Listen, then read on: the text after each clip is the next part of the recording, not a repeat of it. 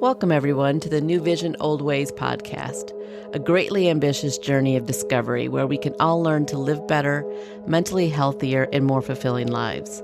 If you're just discovering us, feel free to go back and take the journey from the beginning. And if you're already a NewVision, OldWays fan, welcome back and enjoy season 7. And now, here is your host, Tony Marinaccio. You are listening to NewVision, OldWays, the podcast that explores timeless wisdom for the modern mind in a fun, relaxed, and most important, interactive way with you, the listener. I am your host, Tony Marinaccio, and let's get the episode started. Welcome, Visioneers, to another great episode of the NewVision, OldWays podcast. And, I have to say, I am a bit shocked at the incredible positive response I received from the last episode, number 65, Water, Thoughts, and God, the undeniable connection. It seems to have struck a chord that I was in fact hoping for, but I did not really think it was going to happen, at least to that extent. And I am still sifting through the emails, and most of them were extremely positive. And you know what? A few voiced their concerns about Masaru Emoto's research, and I totally get that. But again, the results did happen, and I honestly believe that we have just scratched the surface on the concept. And if you want to know what that concept was, please go back. If you have not listened to the last episode, take a listen. I really think you're going to enjoy the episode, and it may change the way you look at things. Let me know what you think. I love hearing what is on your mind. So listen at the end of this episode for the contact info, or look in the show notes. It's all there. I would love your feedback, and I will respond to as many as I can. Also, if you could do me a huge favor and share these episodes with family, with friends, whomever would greatly appreciate it. Along with consider donating to the show at patreon.com/NewVision OldWays. Believe me, every penny counts, as these episodes do take time and money to produce. So now, with all of that out of the way, what do we have in store for you today? Well, this was a tough one. And of course, I dare to go there because nothing is off limits for NewVision OldWays. And there is an absolute attempt to reverse responsibility out there, to, in essence, blame anyone they can for whatever problems they have in order to achieve a desired outcome. Not a righteous outcome, but a deliberate attempt to redistribute not just wealth, but guilt and responsibility. So why is this happening? Who is to blame for this? Well, there is a line from a great, in fact, probably my favorite Supertramp song of all bands, called Crazy. And it goes like this. Well, it's a crazy game. Tell me who's to blame. I'm kind of curious. Well, there is no time better than the present to dig in and find out who is to blame for this and why it is happening. So let's start episode 66, Wealth Distribution and the Death of Responsibility. What's really happening? Let me share with you a transformative principle that has the power to reshape your life. Radical ownership. If you've ever found yourself blaming circumstances, other people, or bad luck for your challenges, it's time to shift your perspective. Radical ownership means taking full responsibility for every aspect of your life, your choices, your actions, and even your reactions to situations beyond your control. It's not about fault, it's about empowerment. When you embrace radical ownership, you reclaim your ability to shape your destiny and unlock your true potential. In that clip, Jim Rohn just laid out radical ownership, something that right now in the world is severely missing, because there's a not so subtle but deeply consequential shift happening in our culture right now. One that doesn't always make headlines, but is absolutely reshaping how we think about responsibility, fairness, and even what it means to be part of a functioning society. And it starts with a simple idea, one that used to be foundational in America. The idea that each of us has a role to play, that we contribute before we demand, that we build before we blame. When John F. Kennedy stood before the nation and said, "And so, my fellow Americans, ask not what your country can do for you, ask what you can do for your country."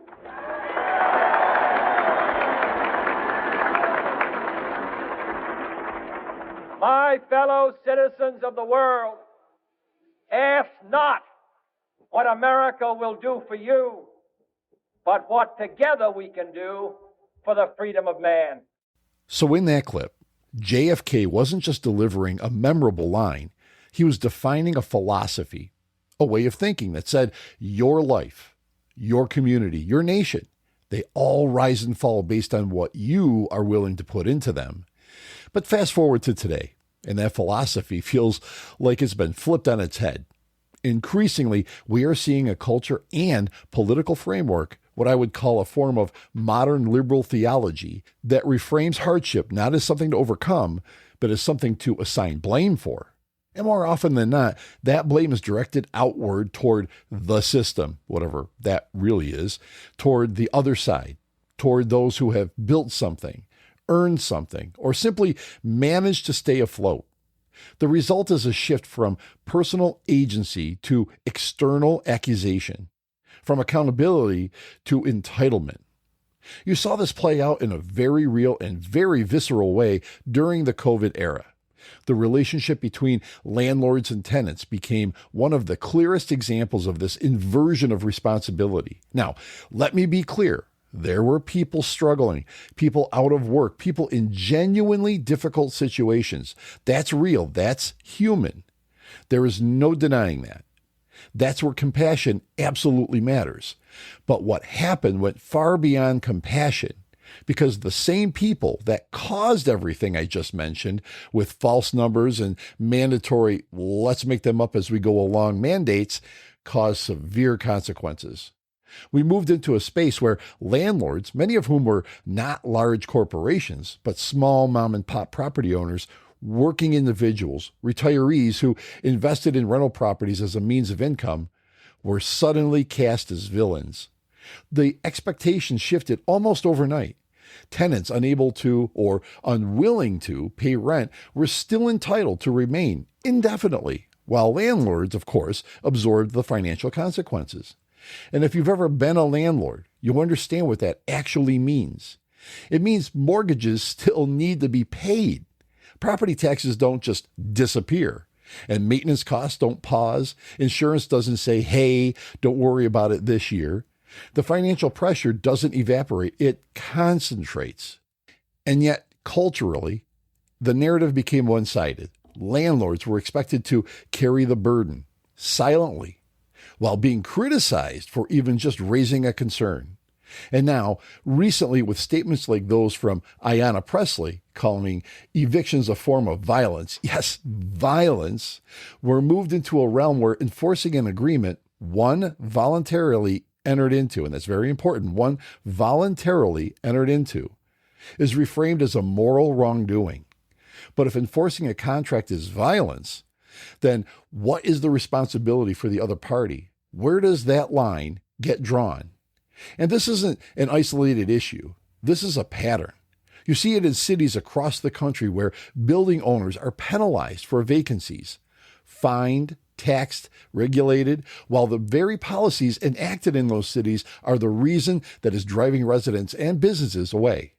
High crime, overregulation, anti-business environments. And yet, when people leave, the blame somehow circles back to the property owners. It's a system that punishes the outcome without addressing the cause. And over time, what does that do? It discourages investment, it discourages ownership, it discourages people from even wanting to participate in rebuilding those areas. Throughout my career, I have seen really good people lose everything because their businesses went downhill for one reason or another. But I have also seen firsthand where regulations, including what happened during COVID, sent business owners and private investors into bankruptcy for no other reason than the policy or policies were insane. I have nothing but love and respect for a small business owner that gets up every day, works hard to provide for his or her family, sacrifices everything just to provide a service that people need or want. And yet, increasingly, these are the people that tend to suffer most when terrible policies go awry. Take theft, for example. You see it in the continued push for reparations, an incredibly complex and emotionally charged issue being framed in a way that places financial responsibility on individuals who never owned slaves for the benefit of individuals who were never slaves. Now, that doesn't erase history. It doesn't diminish the very real and horrific legacy of slavery in any country, especially African nations. Yeah, they had slavery, all right. But it does raise a critical question. How do you pursue justice in a way that is rooted in clarity, accountability, and sustainability rather than broad, undefined redistribution? Because if responsibility is no longer tied to action, but instead to identity or historical association, then you're not resolving injustice, you're just plain redefining it. You see it in immigration policy, where increasing resources are directed toward those entering the country illegally, while veterans, people who have served, sacrificed, and in many cases carry physical and emotional scars, struggle to access basic support. Homeless populations, many of whom are actual citizens, continue to grow. And again, the issue isn't compassion. Compassion is essential. But California, though, has thrown over $24 billion, that's billions with a B, to the so-called homeless crisis. And yet it is no better now than 5 years ago. Where did that money actually go? Inquiring minds want to know. The issue is priority and balance. When systems appear to reward non-participation or bypass established processes, while those who have contributed feel overlooked, it creates a fracture in trust. And once that trust erodes, it's incredibly difficult to rebuild. And then there's education, perhaps one of the most critical areas where this philosophical shift is taking hold. The push to move students forward regardless of performance, to eliminate standards in the name of equity, to avoid failure at all costs. It may sound compassionate on the surface, but what it does in reality is remove the very mechanism through which growth occurs. Struggle is not the enemy of learning. It's the engine of it. When you remove standards, you don't create equality. You create a generation that is unprepared, uncertain, and ultimately disadvantaged in a world that still demands competence. And underneath all of this, every one of these examples is a deeper, more fundamental shift. A shift away from the idea that effort matters, that contribution matters, that responsibility is not something to avoid, but something to embrace. Instead, we're seeing the rise of a mindset where outcomes are expected regardless of the input, where discomfort is equated with injustice, and where accountability is often replaced with explanation. It's not my fault. It's the system. It's not my responsibility. Someone else should handle it. And while there are certainly systemic issues that deserve attention and reform, when that becomes the default lens through which everything is viewed, personal agency begins to erode. Because here's the truth. Every society, no matter how compassionate, no matter how advanced, requires a balance.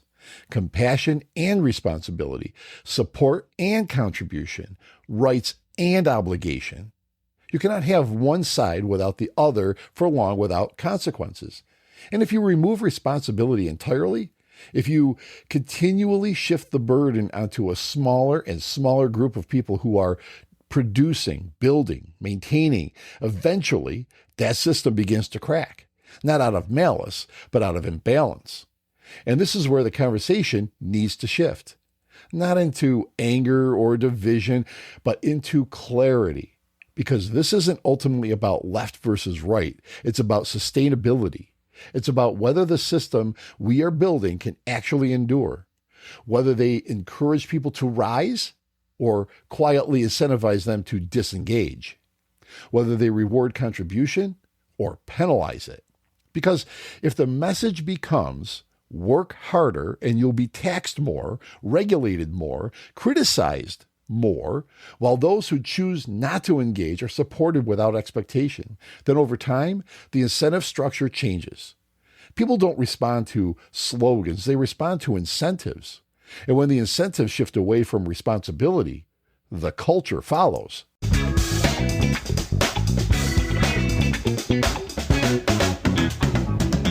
And now, Visioneers, Let's take a quick break to let you know how you can support the show. By clicking on the Patreon donate link in the show notes, or by typing in patreon.com/NewVisionOldWays or at the NewVisionOldWays.com website, you can show your support by donating directly to the New Vision Old Ways podcast. These episodes take time and money to produce, and by donating what you are able to, it will allow us to grow the show and give you the best content that we can. Of course, you can cancel at any time. Remember, click on the Patreon donate link in the show notes, or by typing in patreon.com/NewVisionOldWays or at the NewVisionOldWays.com website. Hint, you are able to donate a one-time lump sum. Then, cancel right after. Options are always a good thing. Thank you, and now, back to the show.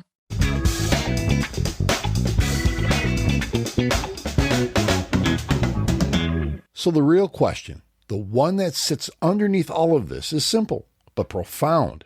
What kind of society are we becoming?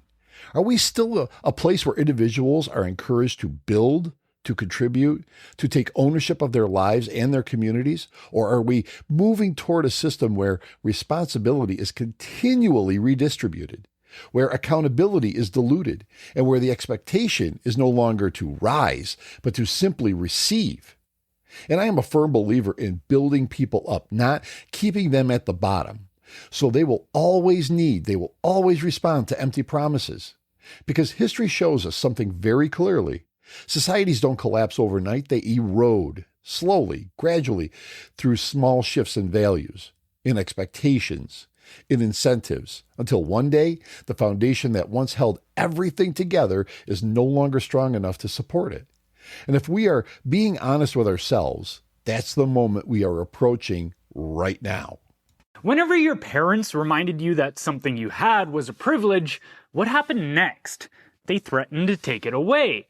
This is what those who label you privileged for your skin color, gender, ancestry, and whatever other identity marker they can find are attempting to do. Deeming you privileged is laying the moral groundwork for taking what you have. They are not describing an advantage. They are creating a pre-authorization for extraction. The label does not describe a condition. It assigns a role, the one who owes, and those who owe can be collected on. That was Liam from Liam Out Loud. And he describes this perfectly. Because when you follow this shift in thinking to its natural conclusion, you arrive at something that sits in the center of it all: wealth redistribution. Not in the limited, targeted sense that has always existed in some form within functioning societies, but in a broader, more philosophical sense.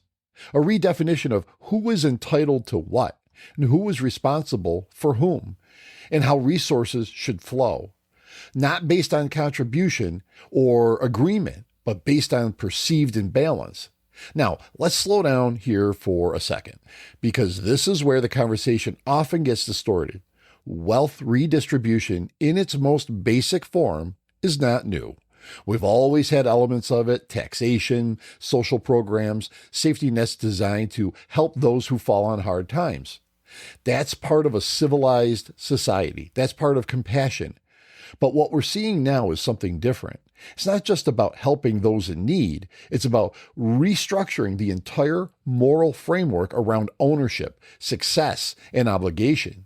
The question is no longer, how do we help people get back on their feet?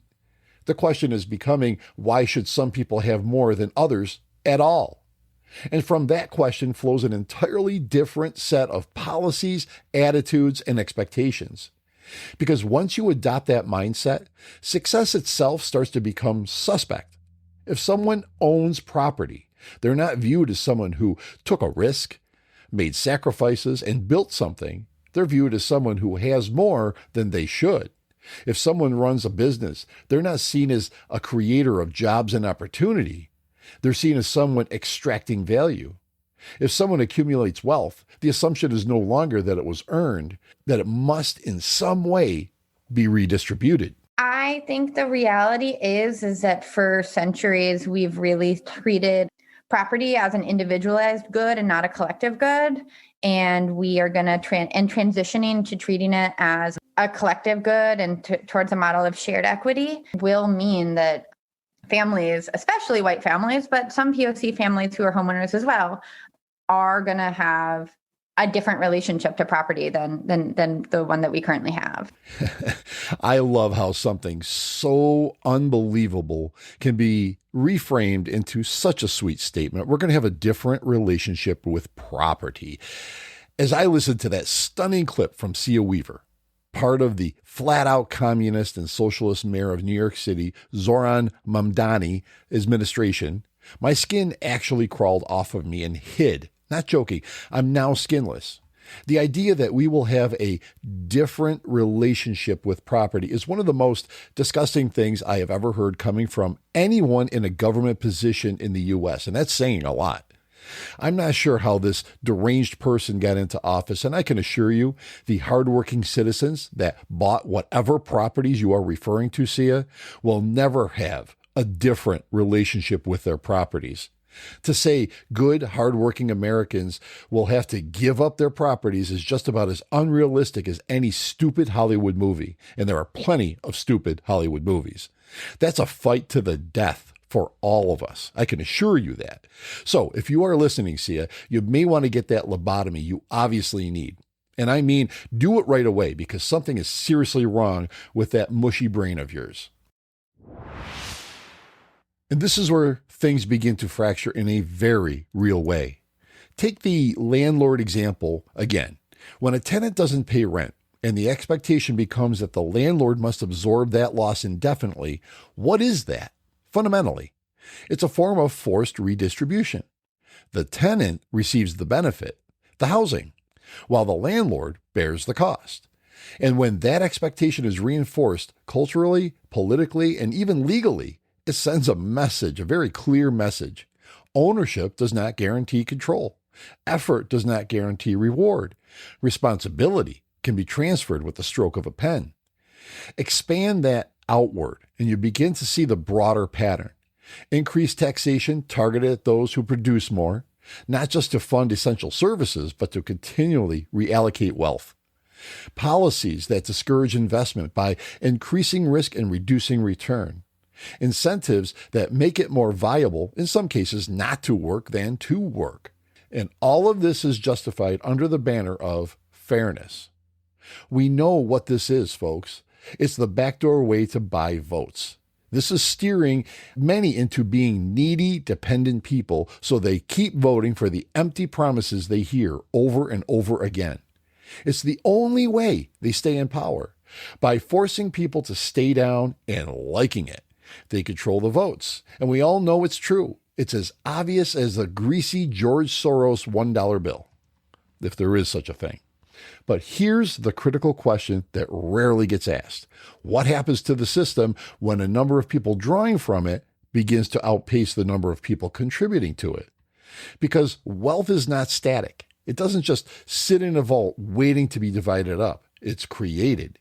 It's built through effort, through risk, through innovation, through long hours and hard decisions. And if the conditions for creating that wealth becomes less favorable, if the reward for doing so is continually diminished while the obligation increases, then over time, less of it gets created. And that's not a political statement. That's a reality of human behavior. People respond to incentives. If the incentive is to build, to create, to invest, they will. If the incentive shifts towards minimizing effort while still receiving benefit, behavior shifts accordingly. And when that happens on a large scale, the entire system begins to feel it. You start to see stagnation. You start to see businesses leave certain areas, not because they want to, but because they can't operate effectively under the weight of regulation and redistribution. You start to see housing shortages, not because there aren't enough people willing to build, but because the risk of building is no longer making sense. You start to see a decline in innovation because the reward for taking that risk has been diluted. And perhaps most importantly, you start to see a cultural shift, a shift away from pride in earning, in building, in contributing, toward an expectation of receiving, not out of necessity, but out of normalization. Now again, none of this is to say that we shouldn't help those in need. Of course we should. A society that lacks compassion is just as broken as the one that lacks responsibility. But the key word here should be balance. Because when redistribution becomes the primary mechanism rather than a supporting one, it changes the entire structure. It creates dependency where there should be development. It creates resentment where there should be cooperation. And it creates a quiet but growing divide between those who feel they are carrying the system and those who feel the system owes them. And that divide is dangerous, not because of politics, because of what it does to trust. Because at the end of the day, every society runs on a form of unspoken agreement that if you contribute, if you work, if you take risk and play by the rules, you will have the opportunity to build something.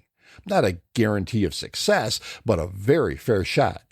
And when that agreement starts to feel one-sided, when people begin to question whether their effort is truly valued or simply redistributed, that's when disengagement begins. And disengagement doesn't always look dramatic.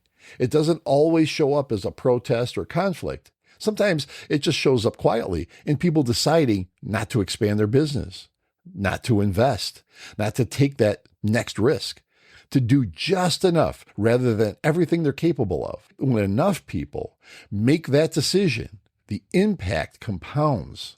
So when we talk about wealth redistribution, we can't always talk about the numbers on a spreadsheet. We have to talk about incentives, about human nature, about sustainability.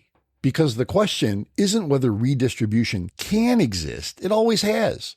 The question is, how far can it go before it begins to undermine the very system that makes it possible in the first place? And that brings us right back to where we started, responsibility. Because if responsibility continues to be shifted outward, if the expectation becomes that someone else will always carry the burden, that someone else will always provide the solution, then eventually there won't be enough someone else's left to sustain it. And at that point, it's not just an economic issue, it's a cultural one, it's a philosophical one. And ultimately, it becomes a question of whether we still believe in the idea that built this country in the first place, that each of us has a role to play, a responsibility to carry, and a stake in the outcome, or whether we've moved into something entirely different. At its core, a society isn't held together by laws or policies alone. It's held together by something far less visible, but far more important. The belief that effort matters, that responsibility matters, that if you give your best, if you carry your share, it means something, it counts, it contributes to something larger than yourself. And when that belief starts to fade, when people begin to feel that their effort is disconnected from their outcome, or worse, that it will simply be absorbed and redistributed without recognition, that invisible thread begins to fray. And once that thread weakens, everything else becomes harder to hold together. So the question we're left with isn't really about policy or politics or even ideology. It's something more fundamental than that. It's whether a society can continue to function, truly function, when fewer and fewer people believe it's worth giving their all to it. Because once that belief is gone, once that internal drive begins to disappear, no system, no matter how well designed, no matter how well intentioned, can sustain itself for long. And that's not a political conclusion. That's a human one. There's a joke that's often told. It says that Pedro had a little sheep and he was very happy with his sheep. And Juan was deeply envious because Pedro had a sheep and was happy with his sheep. That is, instead of being happy to see Pedro happy with the sheep, Juan was deeply resentful. And one day while walking, he finds a lamp and the genie comes out of the lamp. Then the genie of the lamp tells Juan to make a wish that he was going to grant him. Clearly, one of the things Juan could have asked for was for him to bring him 100 sheep. After all, it was going to be granted. However, what is it that he asked for? For Pedro's sheep to die. That is socialism. That is, they don't care about being bad off. That is, they don't care about being bad off themselves as long as the other person is worse off. And when you have a system with those characteristics, when you have a society with those values, inevitably that society is going to self-destruct.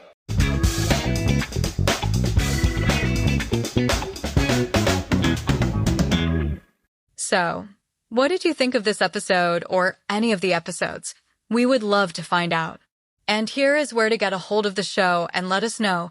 These are in the show notes, but as always, here they are. There is a Patreon support link in the show notes and on the NewVision OldWays.com website that you can click on that will allow you to donate to the show and show your support. By donating what you can, it will allow us to book guests and cover costs. Anything will help. Cancel anytime. You can also message the show from each episode on your various platforms. Just look for the Send Us a Text Message link. If that doesn't work for you, you can email us at newvisionoldways@gmail.com. You can find us on what was Twitter now X at NewVisionOldWay, no S on that one.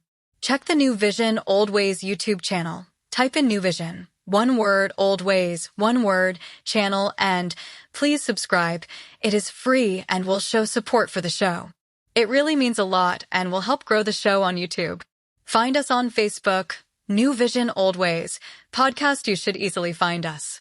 And as a reminder, these are still growing platforms for us and expanding all the time, so we need your help to get the flow going with the community. And last but not least, if you can do me a huge favor and subscribe to us, like us, follow us, leave a review on whatever platform you found us on. That would be so appreciated. That will also help secure guests that we will be booking in the future. So, here we are, Season 7. We have a lot to cover, so thank you for listening. We can't wait to get your input, and I also can't wait until we get together for the next episode of NewVision OldWays. Until then, stay true to yourself, stay informed, and stay empowered. But the most important thing is... This episode and all the episodes of NewVision OldWays podcast have been written, engineered, and produced by Tony Marinaccio and TKM Productions.